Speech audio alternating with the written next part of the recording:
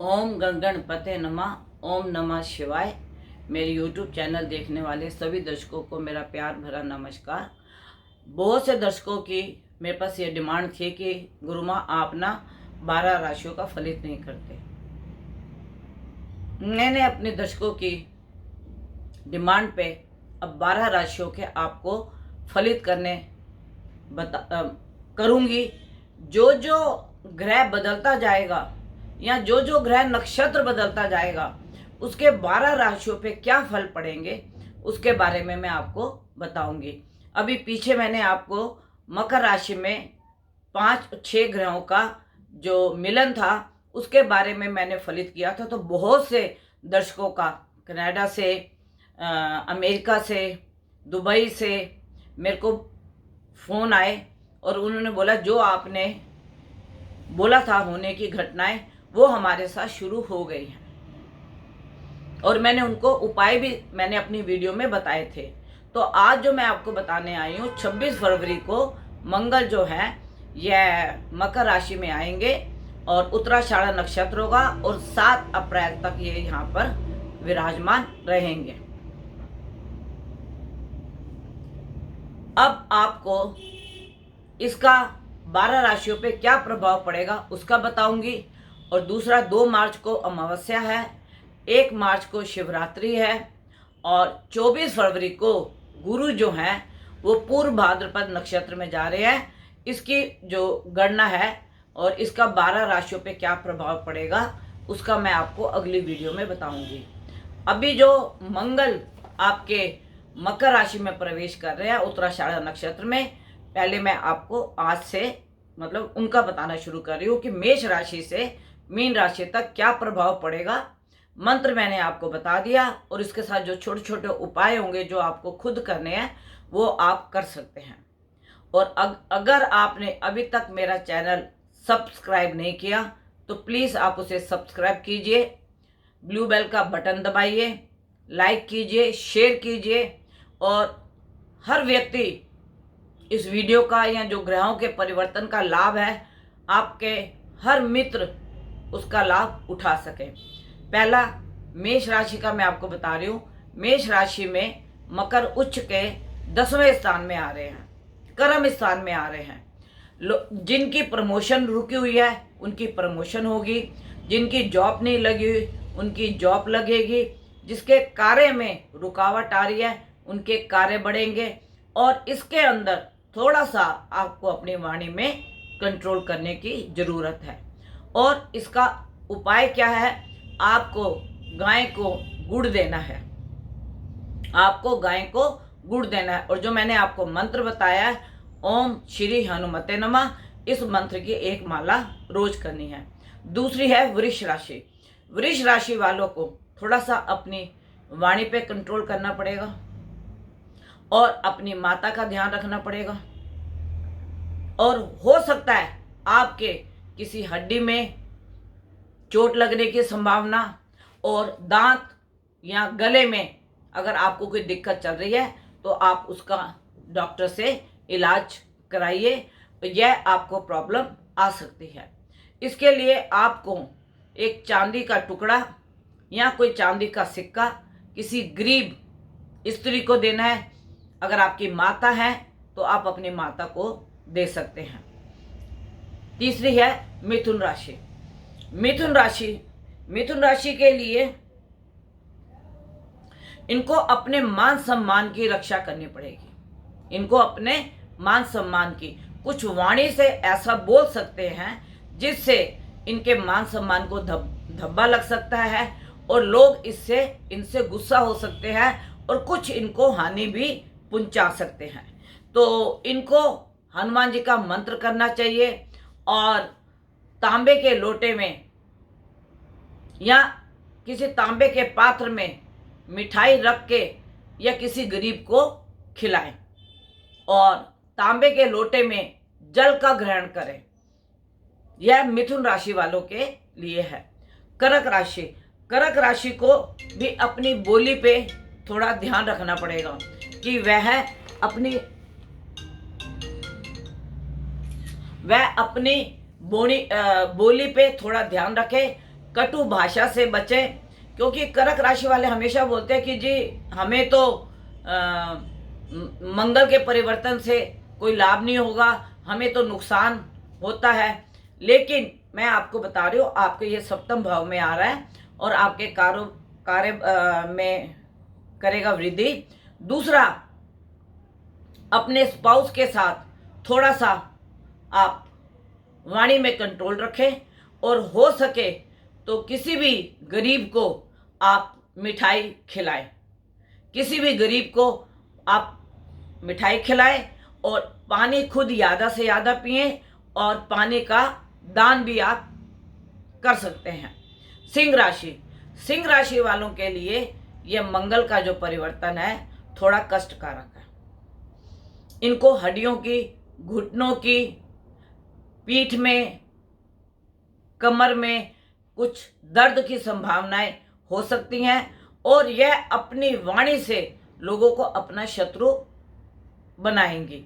इनको वाणी के ऊपर बहुत कंट्रोल करना चाहिए, क्योंकि मंगल जो है जब यह उग्र होता है तो इसको अपनी वाणी पे बिल्कुल भी कंट्रोल नहीं रहता। तो उसके लिए मैं सिंह राशि वालों को, खास सिंह राशि वालों को बोलूँगी कि अपनी वाणी पे, अपने पति से अपने संबंध बिगाड़े ना। और अगर आप अपनी वाणी पे कंट्रोल करते हैं तो आपको इससे बहुत लाभ होगा। आपने क्या करना है, गुड़ लेके या अमृति लेके गाय को खिलानी है, गाय माता को आपने खिलानी है। अगर आप यह उपाय कर लेते हैं और अपनी वाणी पे कंट्रोल कर लेते हैं तो आपको किसी भी प्रकार का कोई कष्ट नहीं होगा।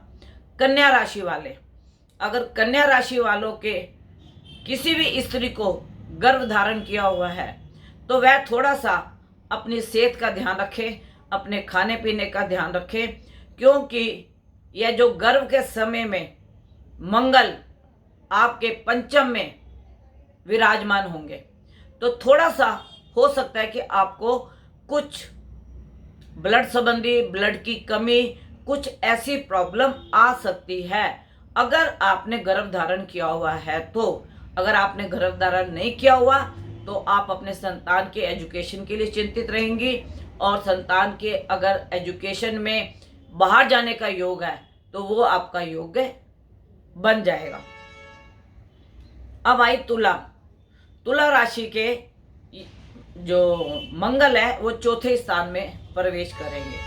चौथे स्थान में प्रवेश करने से एक तो उनका अपने स्पाउस के साथ कुछ झगड़े की संभावना बनती है, कर्म क्षेत्र में उनको लाभ होने की संभावना होती है, और अगर उनका कोर्ट में केस चल रहा है तो मुझे ऐसे लगता है कि कोर्ट से उनको इन 45 दिनों के अंदर फैसले आने की भी संभावना हो सकती है। फिर आती है वृश्चिक राशि। वृश्चिक राशि के यात्रा के योग हैं और वृश्चिक राशि वालों को मैं खास बोलूँगी, आप 28 फरवरी से लेके 7 मार्च तक कोई भी यात्रा ना करें, इससे आपको लाभ नहीं होगा, नुकसान होगा। और अगर आपकी तबीयत में कुछ खराबी है तो आप डॉक्टर को दिखा के उसका इलाज कराएं। और जो यह बीमारी है मंगल उच्च के और शनि के साथ युति होने से इसमें ऑपरेशन की भी संभावना आती है। और अगर आपको कष्ट काफ़ी समय से है तो यह आपके अब कष्ट जाने का समय है कि आपका यह कष्ट निकल जाएगा। तो आप अपने डॉक्टर को दिखा के अपना इसका इलाज कराएं। फिर आती है धनु राशि। धनु राशि वालों के लिए यह लाभ का योग बनाता है।